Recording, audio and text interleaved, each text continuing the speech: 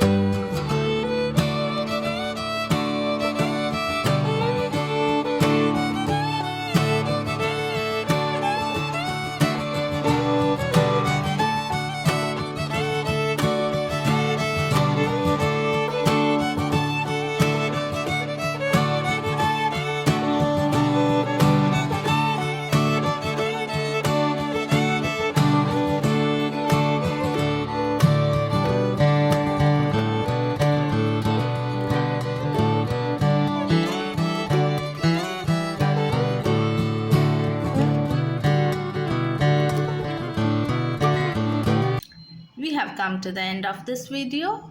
I will be posting more videos. Until next time, bye.